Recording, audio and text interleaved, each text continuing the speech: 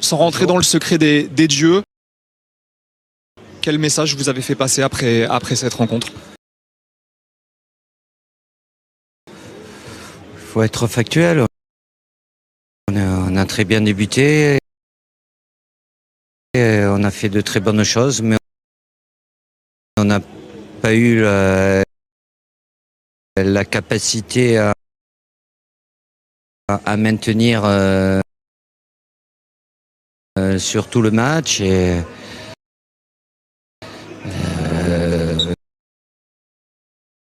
dans l'effort et contre-effort,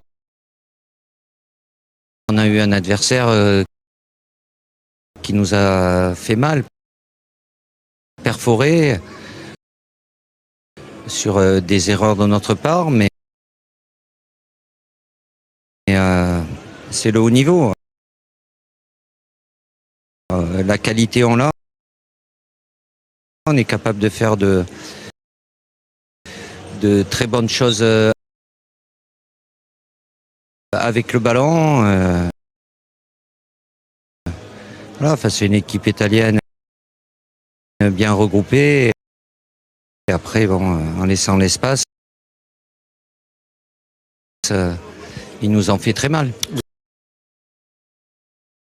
Vous êtes en colère ce soir, Didier? Vous avez haussé le ton? En colère, c'est pas question d'hausser le ton, mais je leur ai toujours dit ce que je pensais, même si j'ai toujours été, je suis toujours le responsable par rapport à ce qui se passe.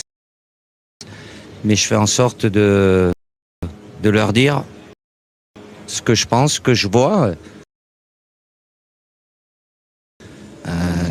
Et ce qui nous manque.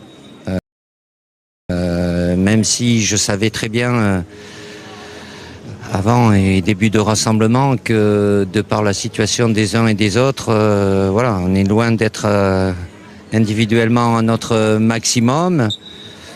On a très bien débuté, mais après, voilà, pas la capacité à pouvoir maintenir et une opposition offensive à basculer sur une position défensive, ça a été beaucoup plus difficile pour nous. Bien évidemment, maintenir l'adversaire sous pression sur 90 minutes, c'est très compliqué. Je pense qu'on n'en avait pas les moyens aussi, mais bon, dans ce cas-là, quitte à être un peu plus bas et être compact, mais on est resté ouvert sans pour autant avoir suffisamment d'énergie pour faire ces efforts quand il a fallu défendre.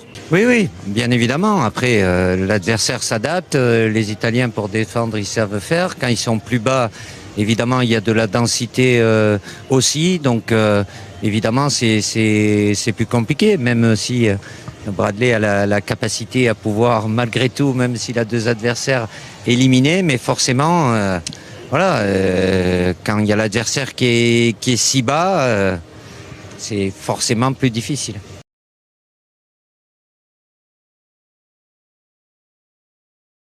C'est toujours marrant parce que tout le monde parle à sa place et ça,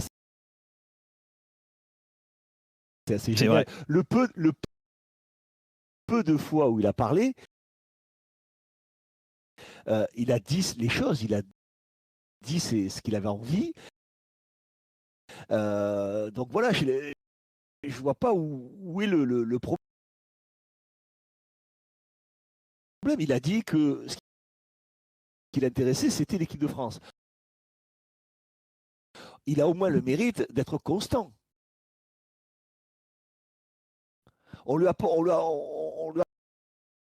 apporté des envies d'aller en Italie, en Angleterre, peut-être au Bayern de Munich, peut-être à droite, à gauche. À chaque fois, il répond même pas. C'est les autres qui répondent pour lui. Là où je suis d'accord avec Jean-Michel, c'est que peut-être on ne verra plus jamais Zizou entraîneur. Oui, c'est possible. C'est possible, oui, je le pense. Et c'est une info ou en club ou en sélection là Non, mais entraîneur ou sélectionneur, pareil. c'est possible.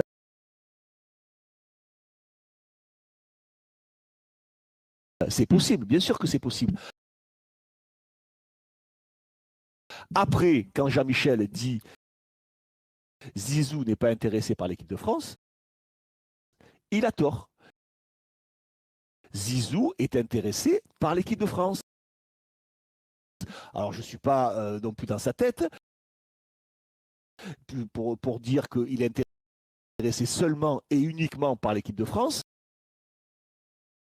Mais disons que si il doit entraîner, sa plus grande envie et sa plus folle envie, c'est d'être entraîneur.